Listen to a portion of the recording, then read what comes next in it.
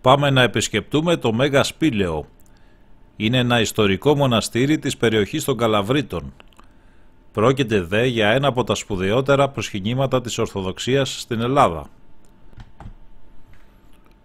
Η Μονή βρίσκεται σε απόσταση 10 χιλιόμετρων από τα Καλάβρητα και είναι κυριολεκτικά χωμένη μέσα σε ένα μεγάλο σπήλαιο στο βουνό, καθυλώνοντας με την παρουσία της τον προσκυνητή.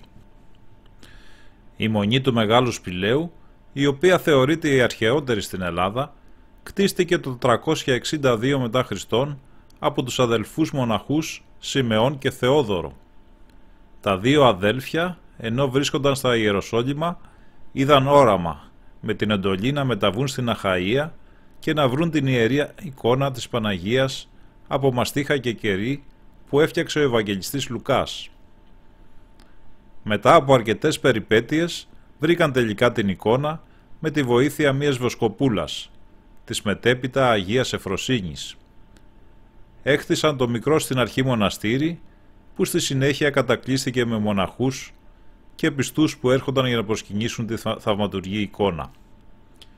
Κατά την Επανάσταση του 1821, η Μονή απετέλεσε φάρο της Ορθοδοξίας και του Ελληνισμού, αλλά και κέντρο αντίστασης κατά των κατακτητών, και παρότι δέχτηκε πολλές επιθέσεις, ποτέ δεν κατακτήθηκε.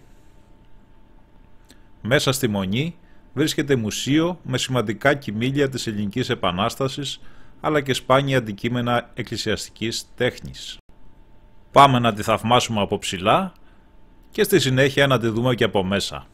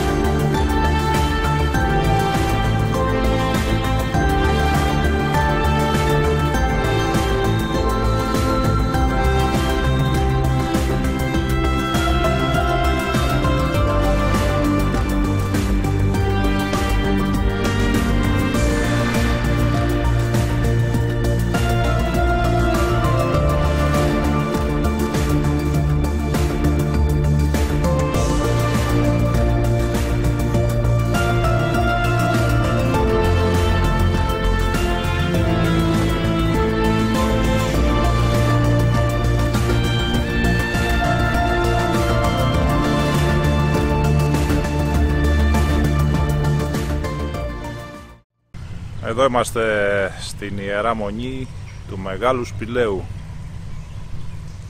Έχει και λειτουργία σήμερα.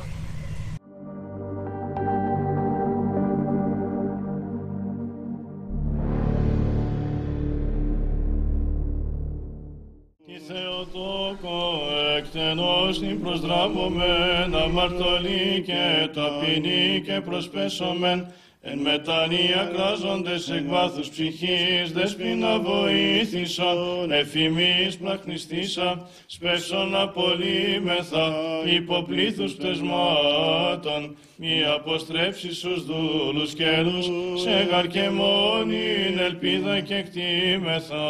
Δόξα Πατρί και Υιό και Αγίο Πνεύματι, Νίκαια ή και εις τους αιώνες των αιώνων, αμήν. ουσιοποιήσομαι ποτέ Θεοτό και τας δυναστεία σου λαλήνη ανάξι, η μήγαρση προείστασο πρεσβεύουσα, τη σήμας ερίσατο εκ των σου των κινδύνων, της δε διεφύλαξεν έως την ελευθέρους, που καποστόμεν δεσποινα εξού, στους γαρδούλους σώζησαι Εκ παντίων δεινών. Την πρώτη θέση μεταξύ των ιερών κοιμηλίων κατέχει η θαυματουργή ιερή εικόνα της Παναγίας της Μεγαλοσπηλαιώτισσας, που είναι έργο του Ευαγγελιστή Λουκά, μία εκ των τριών που δημιούργησε και σώζονται μέχρι και σήμερα. Σύμφωνα με αξιόπιστες ιστορικές μαρτυρίες, ο Ευαγγελιστής Λουκάς με το θάνατο του Αποστόλου Παύλου έδρασε στην Αχαΐα, όπου έγραψε το Ευαγγέλιό του και τις πράξεις των Αποστόλων. Όταν λοιπόν ήρθε στην Αχαΐα, έφερε μαζί του την ιερά εικόνα που ήταν ευλογημένη από την ίδια την Παναγία, την οποία αργότερα δώρισε στους πρώτους χριστιανούς. Την εποχή των διωγμών την έκρυψαν στο Σπήλαιο, όπου και παρέμεινε μέχρι που ανακαλύφθηκε από την Αγία Εφροσύνη. Η εικόνα είναι ανάγλυφη, πάχους 3 πόντων και πλασμένη από κερί, μαστίχα και άλλες ύλες. Από τις πολλές πυρκαγιές η εικόνα έχει αμαυρωθεί.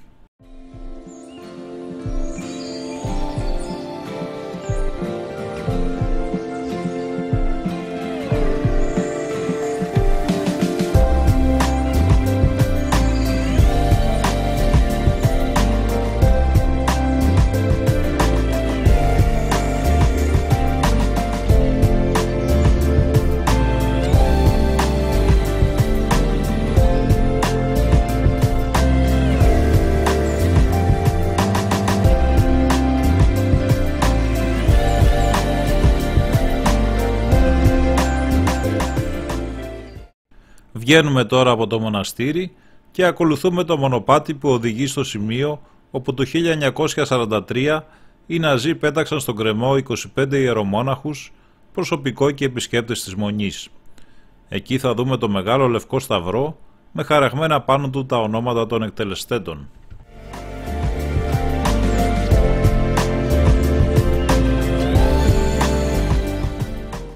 Και εδώ είναι ο ναός των Αγίων Πάντων, το κημητήριο εδώ της Αγίας του Μεγάλου Σπηλαίου.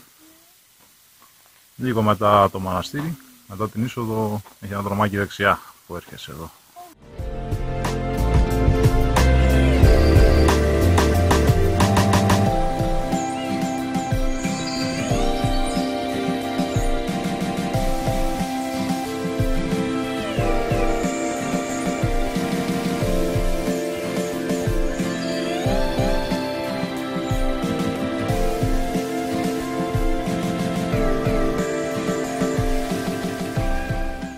Και εδώ είναι το μονοπατάκι που πάει προς το μνημείο των εκτελεστέντων μοναχών.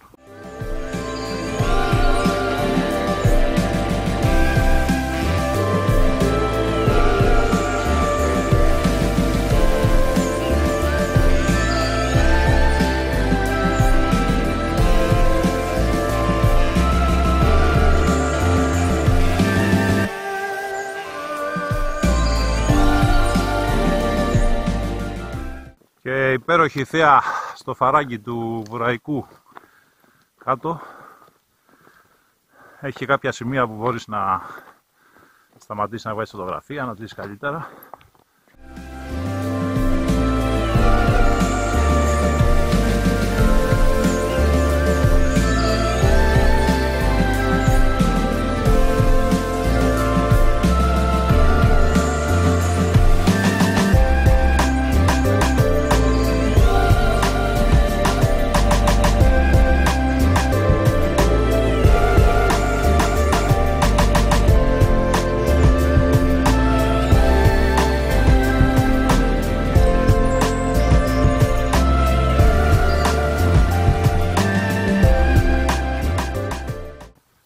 Η διαδρομή είναι γεμάτη με ρίγανη και φασκόμηλο και μοσκοβολάει όταν περπατάς. Πολύ όμορφα είναι. Δεν έχει πολύ ήλιο ακόμα, αλλά έχει και δεντράκια, εντάξει, το σκεπάζουν. Φοβερή φύση καταπράσινη.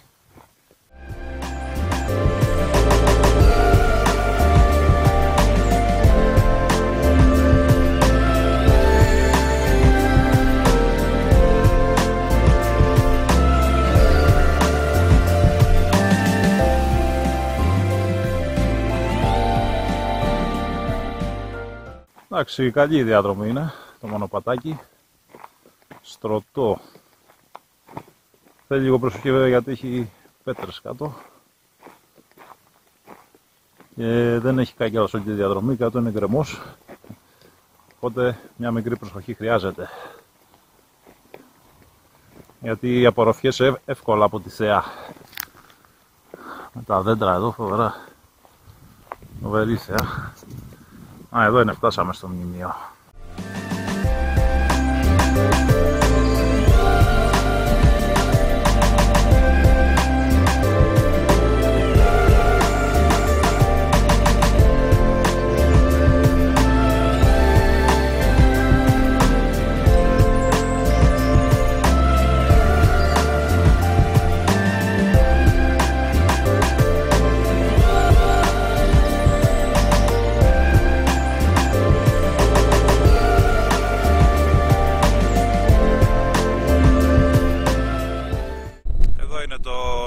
Των εκτελεσθέντων μοναχών